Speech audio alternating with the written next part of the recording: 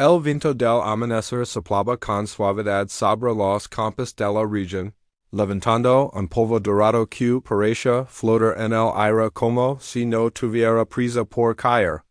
Era una tierra fértil de esos que se trabajan con las manos, la espalda y sobre todo con paciencia. Ali vivía Julián, un hombre sencillo, de mirada honesta y manos endurecidas por el esfuerzo. Tenía un pequeño terreno heredado de su padre, lo suficiente para sembrar, criar algunos animales y mantener a su esposa y sus dos hijos cada mañana. Cuando el sol apenas despuntaba, Julián ya estaba afuera revisando sus cultivos. Tenía el don de entender la tierra. Sabía cuando necesitaba agua, cuando había que orar, cuando convenía darla de cáncer. Es conocimiento no lo obtuvo de libros, sino de observar, de escuchar a los viejos campesinos, y de falar una y otra vez hasta aprender la lección correcta. Pero a pesar de su esfuerzo, los tiempos no eran fáciles. La temporada anterior había sido dura. Las lluvias, que normalmente llegaban a tiempo, se retrasaron tanto que las semillas apenas brotaron. Y cuando por fin el cielo decidió abrirse lo hizo con tal fuerza que arrasó parte del sembradío. Fue una ironía cruel, esperar tanta agua para luego rogar que diara decía a ardarse que es ano. Julián estaba decidido a mejorar sus condiciones a como diera lugar. Tenía un plan concreto, comprar un caballo fuerte, uno capaz de llevar con mayor rapidez y acquerir las cargas pesadas. Su viejo burro, Pancho, ya no daba más.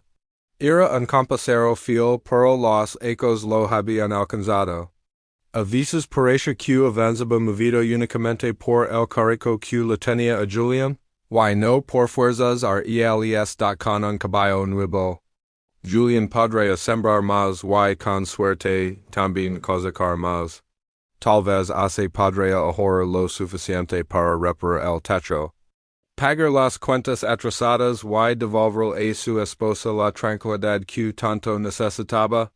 Ella nunca se quejaba, pero Julián sabía que carga mucha preocupación. Había escuchado rumores de que don Rubén, conocido en la región como el Patrón Rico, quería deshacerse de algunos de sus caballos. No porque estuvieran malos, sino porque tenía demasiados y necesitaba espacio para una nueva línea de animales que iba a traer de lejos. Al menos eso era lo que contaban por ahí. Don Rubén era un hombre imponente, no solo por su tamaño, sino por la forma en que todos se hacían a un lado cuando él pasaba. Tenía fama de ser duro, exigente y, sobre todo, orgulloso. Nadie en el pueblo se atrevía a contradecirlo. Algunos decían que había hecho su fortuna de forma cuestionable aunque nadie tenía pruebas. Otros aseguraban que simplemente era más listo que los demás.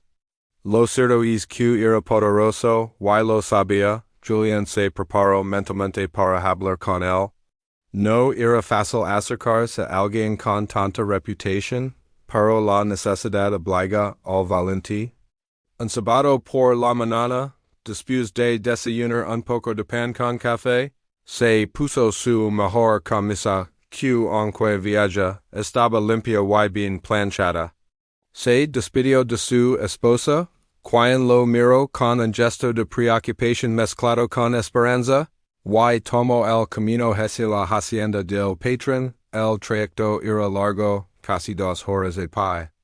Julián lo recorrió sin apuro, como quien piensa cuidadosamente en cada paso que da.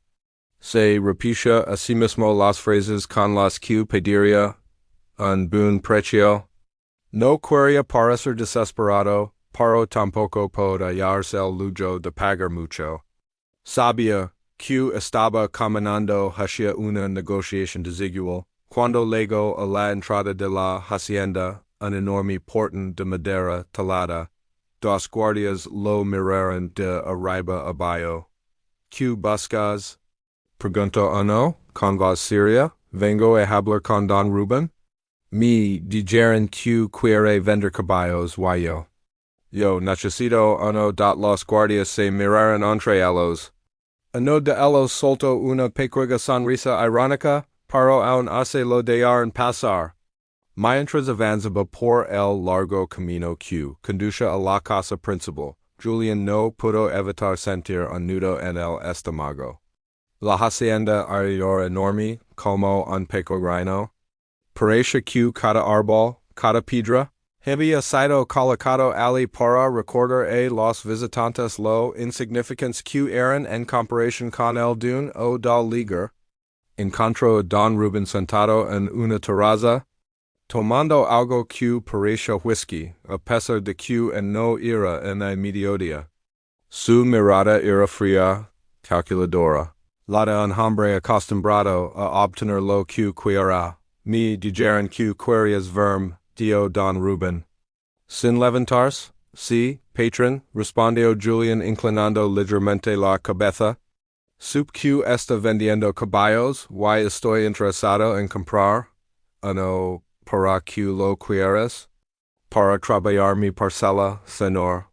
Necesito fuerza para ahorrar. Don Rubén lo observa en silencio durante unos segundos que parecieron eternos. Sí, tengo uno que podría servir, dio por fin. Ven, te lo mostrar, con paso lento y seguro, lo condujo a los establos. Julián sintió que su corazón se aceleraba. Tal vez sería el día en que todo cambiaría, para imaginó ardo pero al ligar, algo no cuadraba, el caballo que la ofrecían era, un animal delgado, con las costillas marcadas bajo el pelaje opaco. Sus patas temblaban ligeramente, y parecía tener la respiración agitada. Julián lo miró con tristeza. A simple vista, caballo estaba enfermo, quizá muy enfermo, estis el que te ofrezco, dio Don Rubén, sin la menor muestra de vergüenza. Señor. Titubeó Julián. Con todo respeto, este animal parece. Parece lo que parece, interrumpió Don Rubén. Y por eso te lo dejo barato. O lo tomas o lo digas, Julián se quedó calado. No podía creer lo que estaba viviendo. Había venido con esperanza, pero lo que encontraba era una burla. ¿Cuánto paid? Preguntó finalmente, aunque sabía que no debía 5,000, respondió el patrón, era una locura. Por esa cantidad podría comprar un caballo joven y fuerte en cualquier otro lado. Si tuviera el dinero, claro, señor, eso es demasiado, dio Julián, tratando de mantener la calma. No tengo tanto y no está bien. Los ojos de Don Rubén se entrecerraron. ¿Estás cuestionando mi palabra? El tono era amenazante. Julián sintió un escalofrío. Sabía que nadie se atrevía a contradecir al patrón. Y él no tenía la posición ni los recursos para enfrentarse a él. Trago saliva, no, señor. Solo digo que no puedo pagarlo. Bien, respondió Rubén con una sonrisa torcida. Entonces hagamos algo. Estoy buscando a alguien que me arregle una parte del sistema de riego. Me dijeron que tienes bueno con esas cosas. ¿Has el trabajo, y el caballo será tuyo como pago? Julián dudó. Sabía que el sistema de riego de la hacienda era enorme y complejo. Podría tomar días. Pero también sabía que no tenía otra oportunidad. Además, incluso un caballo enfermo podría tal vez recuperar con cuidados. Está bien, dio finalmente. Así que todavía esa misma tarde comenzó a trabajar. El sol quemaba sin compasión, y Julián se esforzaba sin descanso, moviendo tierra, cambiando tuberías, ajustando compuertas. Pasó un día, luego dos, luego tres. Apenas dormía y apenas comía. Su esposa le lavaba comida cuando podía, preocupada por verlo tan agotado. Al final, después de casi una semana de trabajo duro, terminó la reparación. Era impecable. Don Ruben lo felicito, no con entusiasmo sino con una especie de reconocimiento distante, buen trabajo. Te ganaste el caballo, cuando Julian fue a buscarlo encontró al animal recostado. Parecia en peor que antes. Sin embargo, cuando Julian se acercó, el caballo levantó un poco la cabeza. Como si reconociera la bondad en él, ven, amigo, murmuró Julian, acariciando el cuello. Vamos a casa, lo levo con cuidado, caminando despacio, dando agua y reposos constantes. El caballo, al que decidió llamar sombra, parecia a punto de rendirse. Pero había algo en el que se rehusaba a o arriar al llegar a su casa, Julian se dedicó a cuidarlo día, noche. Le preparó una mezcla especial de hierbas y avena, le limpió las herdas, lo cobijó en un establo que reforzó con sus propias manos. Su esposa lo observaba sin entender cómo podía dedicar tanta atención a un animal tan deteriorado. Pero sabía que Julian tenía un corazón noble y no lo cuestionó. Poco a poco, sombra comenzó a mostrar señales de mejora. Primero se levantaba sin temblar tanto. Luego empezó a comer con más apetito. Después dio algunos pasos más firmes. A las 2 semanas parecía otro caballo. No estaba completamente recuperado, pero había en sus ojos durante ese tiempo. Julian descubrió algo inesperado. Un día, mientras limpiaba el establo, sombra comenzó a mover la cabeza hacia un punto específico del suelo, como si quisiera mostrar algo. Julian, confundido, siguió su indicación. Y allí enterrado bajo una capa fina de tierra. Encontró una placa de metal con un nombre grabado, diamante, entregado. Se puso a investigar y recordó vagamente que Don Ruben había tenido un caballo de ese nombre ecos atrás. Uno de sus favoritos, un pura sangre valiosísimo que había ganado competencias en varias regiones. Se decía que era casi mítico por su velocidad y fuerza. Pero un día desapareció. Nadie sabía que había pasado realmente. El patrón simplemente dijo que se lo había, pero no quiso dar más detalles. Julian comenzó a sospechar algo increíble. Y si sombra era diamante. Y si el caballo simplemente había sido descuidado hasta quedar irreconocible. Decidió no decir nada, pero dedicó en más esmero a cuidarlo. Meses después, sombra se había transformado por completo.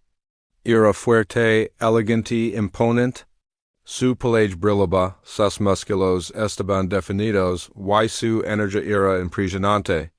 Julian no daba crédito. No solo había recuperado a un caballo moribundo, había resucitado a un campeón, un día. Mientras Julian erba su parcela con sombra que trabajaba con una fuerza casi sobrenatural. Unos hombres de la hacienda de Don Ruben pasaron por el camino. Al ver al caballo, quedaron detenidos hoy día uno de ellos, es caballo. ¿No se parece diamante? Es igualito dio el otro. Pero diamante desaparece hecos los rumores llegaron a oídos de